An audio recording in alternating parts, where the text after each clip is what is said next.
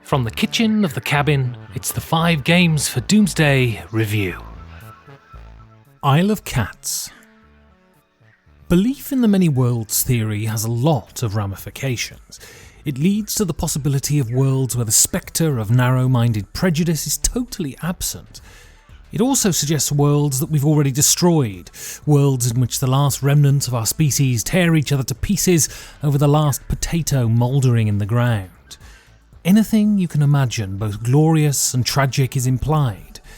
But I find it completely impossible to conceive of a single world in all the vast infinite galaxy of worlds in which I've got my shit together. It's because I steadfastly refuse to become an adult, and that is, of course, because I'm scared to death.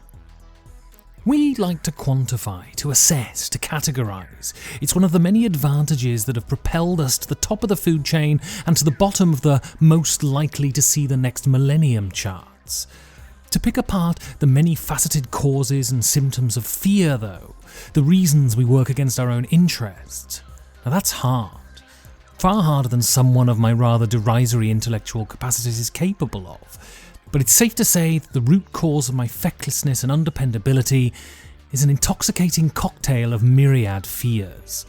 It's little wonder that I drink as much as I do. That doesn't mean, though, that I can't pour myself a nice drink and look upon those who pull the many threads of their lives together and crochet a nice blanket from it and nod admiringly, like one of those jazz twats who nods at music that they don't understand. One of the people I've nodded faux sagely at for the last few years is the proprietor, manager and chief creative thrust of the small British publisher City of Games.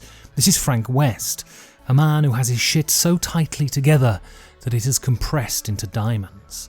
This is someone who has turned their dream into a viable job and managed to stay true to the ethos that inspired him in the first place. You could be forgiven for not noticing how good a designer Frank is when you look at the breathtaking production values of the games he produces.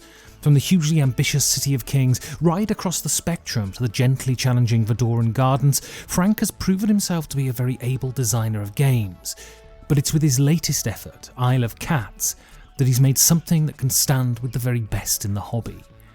In Isle of Cats, players take on the roles of fantasy animal activists attempting to rescue as many cats from the eponymous island before the Dark Lord gets there and strokes all of their fur the wrong way.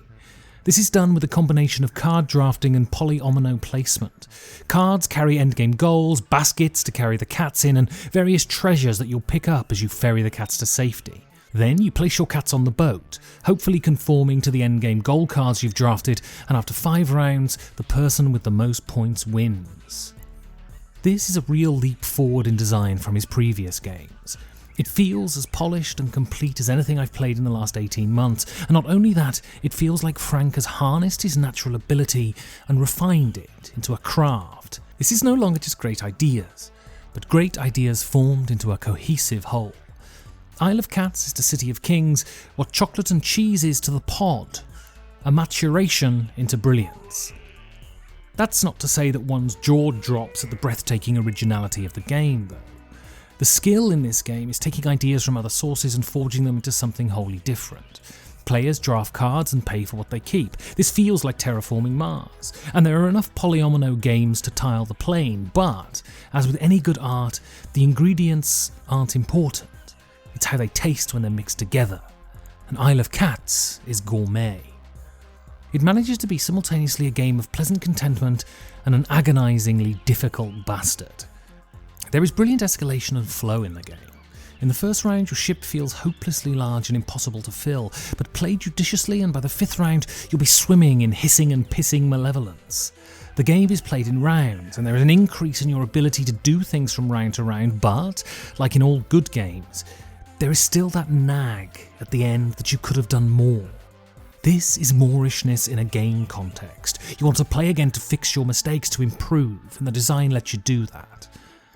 I'm not a fan of the sandbox. There's too many decisions and not enough guidance. A game design should lead you into the decision space before it lets you run wild. It should hint at heuristics and give you an indication of what is successful.